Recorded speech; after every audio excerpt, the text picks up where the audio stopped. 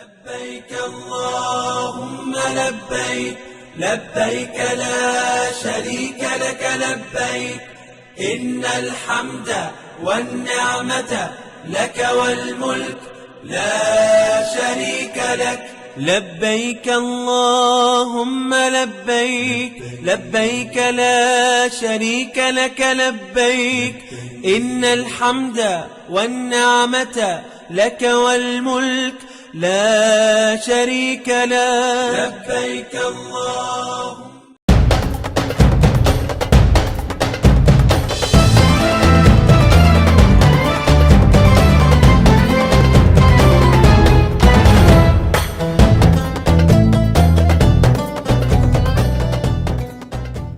Assalamualaikum warahmatullahi wabarakatuh. Bismillahirrahmanirrahim.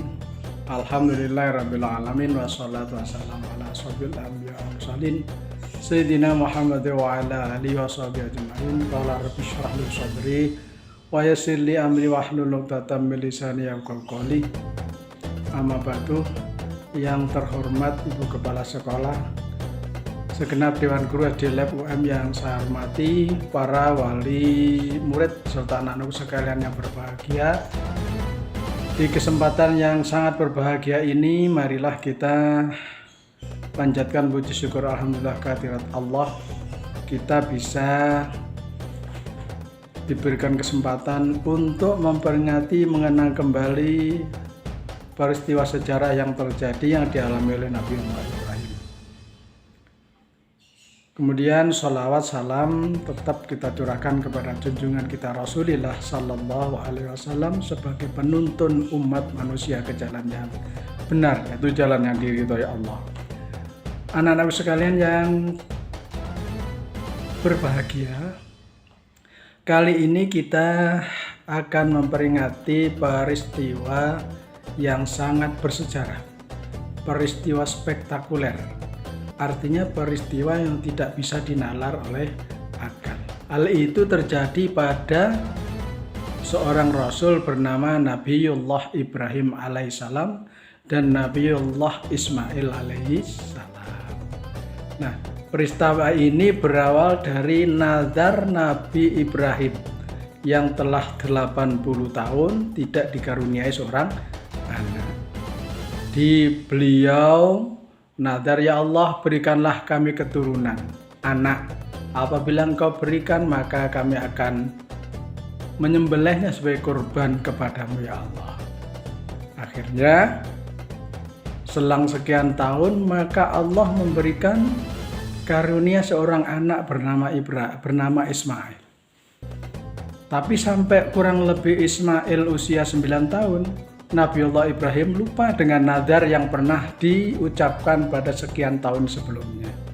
Akhirnya Allah memperingatkan Nabiullah Ibrahim melalui 2 kali impian. Impian pertama, ketika Nabiullah Ibrahim tidur nyenyak, Nabiullah Ibrahim bermimpi mendengar sebuah perintah. Begini perintahnya: Ibrahim, laksanakan nazarmu. Ibrahim, melaksanakan nazarmu. Ibrahim, melaksanakan nazarmu. Cuman begitu saja impiannya. Lalu terbangunlah Nabiullah Ibrahim. Beliau berpikir, apa gerangan impian semalam ini sebetulnya? Impian itu terjadi pada tanggal 8 Dzulhijjah. Karena itu hari itu dikenal atau disebut dengan hari Tarwiyah. Artinya hari-hari saat Nabiullah Ibrahim merenung dengan impiannya. Lalu belum juga paham Nabiullah Ibrahim. Akhirnya diingatkan kembali pada impian hari kedua. Sama peristiwanya, hanya sebuah peringatan: Ibrahim, melaksanakan perintahmu. Ibrahim, melaksanakan perintahmu. Ibrahim, melaksanakan perintahmu. Lalu Nabiullah Ibrahim teringat akan sumpah janji atau nazarnya sekian tahun yang lalu akan mengorbankan anaknya. Maka hari itulah terjadi tanggal 9 Dzulhijjah dan disebut atau dikenal dengan hari Arafah. Artinya hari di mana Nabiullah Ibrahim teringat paham akan janji dan sumpah serta nazarnya sekian tahun yang lalu. Lalu Nabiullah Ibrahim datanglah kepada Hajar, sang ibu Nabi Ismail. Dirembuklah. Tapi ibu Hajar menerima dengan lapang dada. Kemudian datanglah Nabi Ibrahim untuk berembuk menyampaikan pesan itu kepada Nabi Ismail. Sebelum Ibrahim datang ke Ismail, datanglah seorang iblis untuk merayu, mendahului Nabi Ibrahim bahwa apa yang akan dilakukan oleh Nabi Ibrahim kepadamu, wahai Ismail, itu adalah sebagai contoh orang tua yang stres, orang tua yang gila, dan lain sebagainya, penghinaan.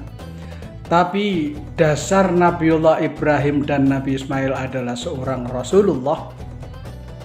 Beliau paham bahwa itu adalah sebuah ujian yang harus dilalui. Dan setan iblis itu adalah godaan yang menyesatkan. Akhirnya Nabiullah Ibrahim sepakatlah. Nabi Ibrahim, Nabi Ismail, dan Siti Hajar. Diajaklah Nabiullah Ismail oleh ayahnya atau oleh Ibrahim. Disampaikan impian itu, apa pendapat Nabi Ismail?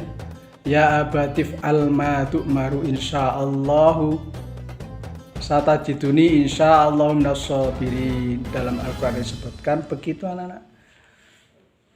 Wahai ayahku, lakukanlah, insya Allah engkau akan menemuiku dalam keadaan sabar.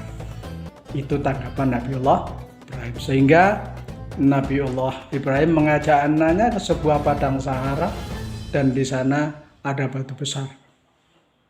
Terjadilah penyembelihan Nabiullah Ibrahim atas Ismail dengan berbagai macam cara, dengan pedang yang sangat tajam, tapi tetap tidak mempan.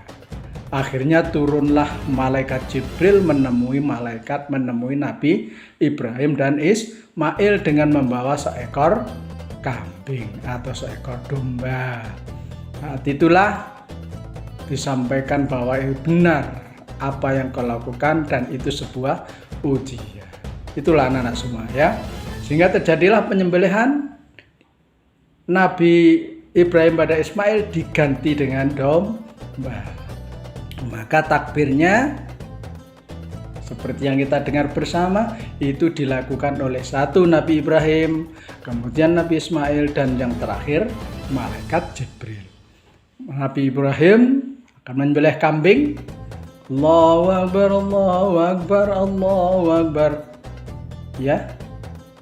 Kemudian Nabiullah Ismail, la ilaha illallah wallahu akbar.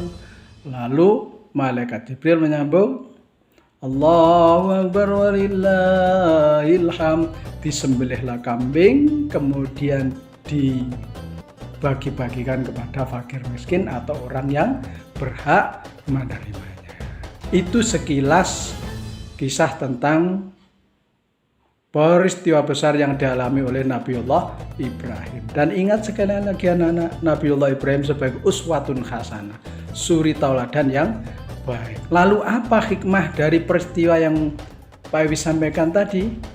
Satu, ini adalah merupakan suri tauladan atau contoh ketaatan, kepasrahan seorang hamba yang bernama Ibrahim dan keluarga kepada Allah Subhanahu wa Ta'ala. Apapun tantangannya, apapun rintangannya, tapi kalau sudah perintah Allah, dilaksanakan.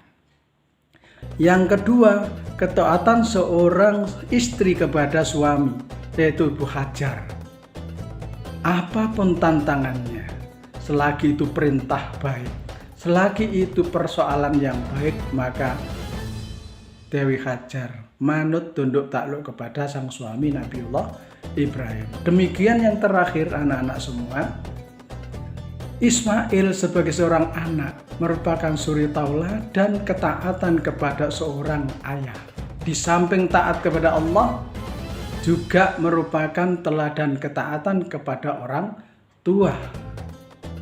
Apapun yang terjadi, Nabiullah Ismail mau disembelih, pasrah, karena itu merupakan perintah Allah. Anak-anak, nah sekarang untuk anak-anak sekarang bagaimana? Kita harus meneladani apa yang dilakukan oleh Rasulullah. Ketaatan kepada Allah, misalnya sholat, puasa, ngaji, sekolah, dan lain sebagainya. Dan juga tidak kalah pentingnya kita wajib taat kepada orang tua. Ridallahu fi ridal walidain. Karena ridho Allah tergantung pada ridho orang tua. Anak-anak semua, barangkali itu yang dapat Pak Habib sampaikan. Mudah-mudahan memberikan manfaat. Wassalamualaikum warahmatullahi wabarakatuh.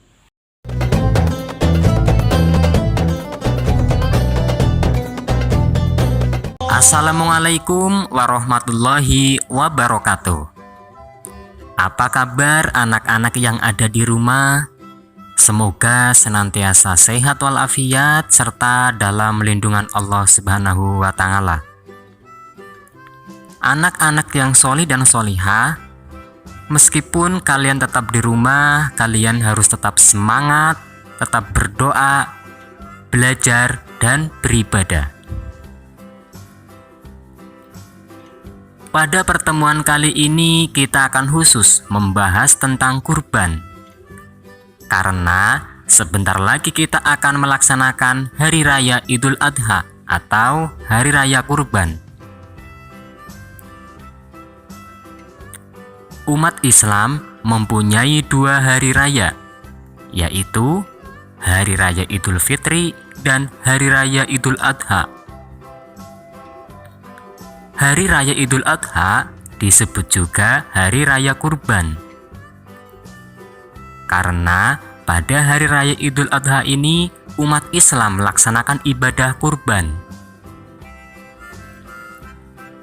Adapun ibadah kurban ini telah diperintahkan oleh Allah sejak zaman Nabi Ibrahim alaihissalam. Yang ketika itu Nabi Ibrahim alaihissalam mendapatkan perintah dari Allah Subhanahu wa Ta'ala untuk mengorbankan putranya yang bernama Nabi Ismail.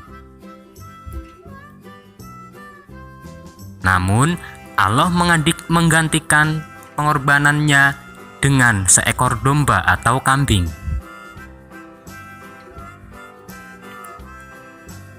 Baiklah anak-anak yang solih dan solihah, terlebih dahulu marilah kita bersama-sama membaca surat Al-Kautsar. Bismillahirrahmanirrahim. Inna a'tainakal kautsar fasholli li rabbika wanhar. Inna syani'aka huwal abtar. Terima kasih buat kalian yang telah membaca surat Al-Kautsar tadi. Di dalam surat Al-Kautsar tadi terdapat pesan untuk kita semua bahwa kita harus selalu bersyukur kepada Allah Subhanahu wa Ta'ala. Adapun pesan dari Allah Subhanahu wa Ta'ala untuk kita di dalam surat Al-Kautsar tadi yaitu bahwa kita bersyukur kepada Allah atas segala nikmatnya dengan cara sholat dan berkurban.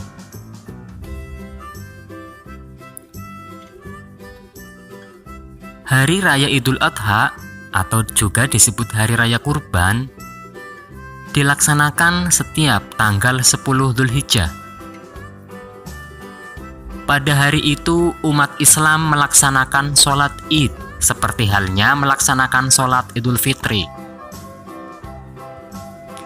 Setelah umat Islam melaksanakan sholat Id, kemudian umat Islam melaksanakan ibadah kurban dengan memotong atau menyembelih hewan kurban.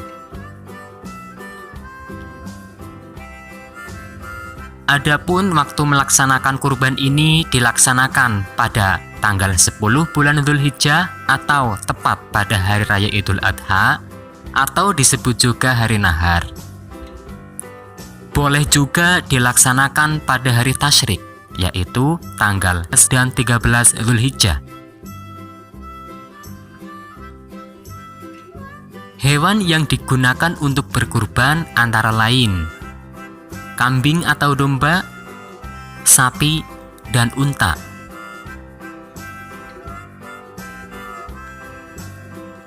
Hewan yang kita kurbankan kemudian disembelih, lalu dagingnya dibagikan untuk sanak saudara, kerabat, tetangga, dan fakir miskin.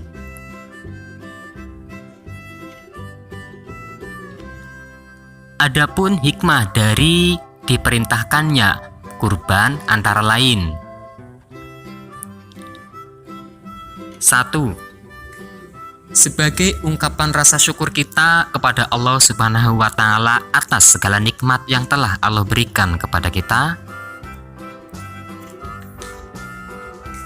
2. Sebagai sarana untuk membangun kepedulian sosial atau kepedulian kepada sesama kita. Karena dengan berkurban kita ikut membahagiakan orang lain.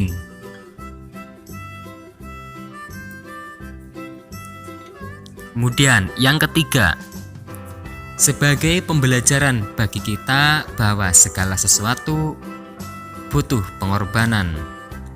Apa yang kita inginkan harus diperjuangkan dengan cara berdoa, berusaha, dan bertawakal.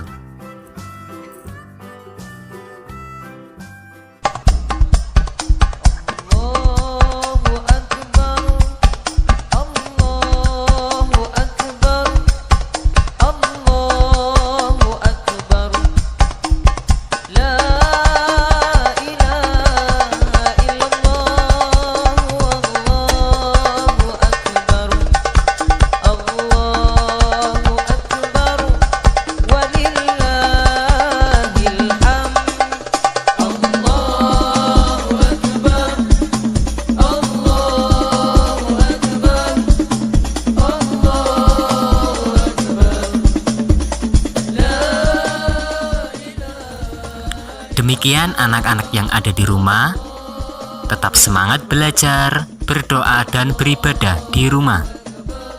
Wassalamualaikum warahmatullahi wabarakatuh.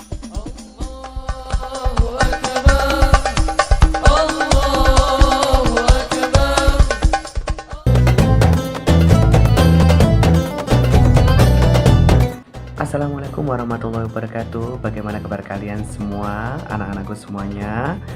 Semoga dalam keadaan sehat walafiat ya. Alhamdulillah kita hari ini masih diberi kesempatan oleh Allah Subhanahu wa Ta'ala untuk memperingati Hari Raya Idul Adha tahun 1442 Hijriah. Mudah-mudahan kita semuanya dalam keadaan sehat walafiat, minta perlindungan dari Allah Subhanahu wa Ta'ala. Di sini Pak Ali akan menyampaikan bagaimana cara memperingati Hari Raya Idul Adha di saat pandemi COVID-19. Seperti yang kita rasakan bersama selama 2 tahun ini ya, hampir 2 tahun ini adalah tahun yang kedua kita masih belajar dalam keadaan pandemi COVID-19 atau dalam keadaan daring. Untuk itu kita tetap bersyukur, kita tetap berdoa kepada Allah, meminta perlindungan kepada Allah, kita diselamatkan dari pandemi COVID-19 ini. Amin ya robbal alamin.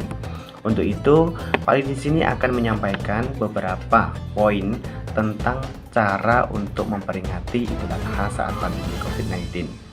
Yang pertama, pastinya kita mengikuti kurban ya, yang dianjurkan Allah Subhanahu wa Ta'ala yang tertera dalam surat Al-Kautsar ayat 1 sampai ayat 3 ya. Yang pertama, berkorban kambing atau sapi atau kerbau dan sebagainya. Hewan yang bisa dikorbankan itu bagaimana caranya? Kita bisa ikut iuran patungan ya.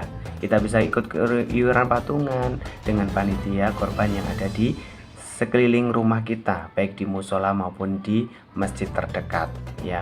Yang kedua, ikut berinfak, terkumpul. Ketika sudah terkumpul, dibelikan hewan kurban. Itu juga diperbolehkan anak-anak ya. Kemudian kita berkurban melalui lembaga sosial yang dibagikan dalam bentuk kornet atau daging yang sudah dimasak dan sebagainya, itu juga diperbolehkan dalam bentuk kornet kalengan itu ya, yang itu juga bisa diamalkan atau diperingati dengan seperti itu juga bisa.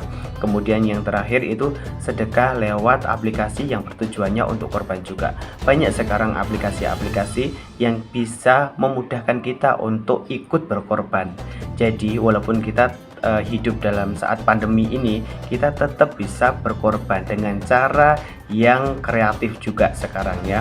Banyak cara-cara yang kreatif, kita tetap bersyukur dan bisa mengikuti merayakan Idul Adha tahun ini. Jadi jangan khawatir, Allah selalu memberikan kemudahan kepada kita. Kita jika belum mampu untuk membeli satu kambing, kita cukup berdoa. Mudah-mudahan tahun depan kita bisa untuk membeli satu kambing untuk berkorban. Apalagi kita menginginkan misalkan kita berkorban dengan sapi, maka kita juga akan berdoa. Mudah-mudahan Allah memudahkan kita untuk bisa membeli sapi. Alhamdulillah kalau kalian semuanya tahun ini bisa berkorban satu kambing ataupun satu ekor sapi, satu ekor kerbau ya, itu juga diperbolehkan. Jadi tetap harus bersyukur kepada Allah ya. Untuk itu marilah kita tutup acara ini dengan doa ya. Mudah-mudahan apa yang sudah disampaikan ya, yang sudah disampaikan bersama bisa membawa berkah untuk kita semuanya. Kita masih pembelajaran jarak jauh atau daring, tapi kita juga tetap bisa memperingati Idul Adha di rumahnya masing-masing ya. Mari kita tutup dengan doa. A'udzu billahi minasyaitonir rajim. Bismillahirrahmanirrahim. Allahumma shalli ala sayyidina Muhammad. Allahumma shalli ala sayyidina Muhammad. Allahumma shalli ala sayyidina Muhammad. Allahumma firli dhunubi wali walidayya warhamhuma kama rabbayani shaghira. A'udzu billahi minasyaitonir rajim. Bismillahirrahmanirrahim. Inna a'tainakal kautsar fasholli li rabbika wanhar. Inna syani'aka huwal abtar. Nawaitul adhiyata bi syatin lillahi ta'ala. Rabbana atina fid dunya hasanah wa fil akhirati hasanah wa qina adzabannar. Amin ya rabbal alamin. Terima kasih anak-anak, kita sudah berdoa, mudah-mudahan apa yang kita hajatkan tahun ini bisa dikabulkan oleh Allah, dan insya Allah tahun depan kita bisa berkorban. Amin ya rabbal alamin. Syukran kasiran ala idamimikum. I think that's all. Thank you very much for your attention. Have a nice day and goodbye. Wassalamualaikum warahmatullahi wabarakatuh. Alhamdulillah, kegiatan hari ini telah usai. Terima kasih anak-anak yang sudah mengikuti kegiatan sampai selesai. Tugas selanjutnya adalah untuk kelas 1 sampai kelas 3, kalian diminta untuk mewarna sebuah gambar yang sudah di-share oleh wali kelas kalian masing-masing. Selain mewarna, kalian juga diminta untuk menyebutkan nama hewan tersebut dalam bahasa Inggris. Kemudian tugas untuk kelas 4 dan kelas 6, selain mewarna gambar, kalian juga diminta untuk menambah gambar sesuai dengan kreativitas kalian. Kemudian, kalian diminta untuk menyebutkan ciri-ciri dari hewan yang akan dikurbankan dalam bahasa Inggris. Setelah selesai, jangan lupa kirimkan tugas kalian ke Google Classroom masing-masing. Terima kasih, silakan melanjutkan kegiatan kembali. Wassalamualaikum warahmatullahi wabarakatuh.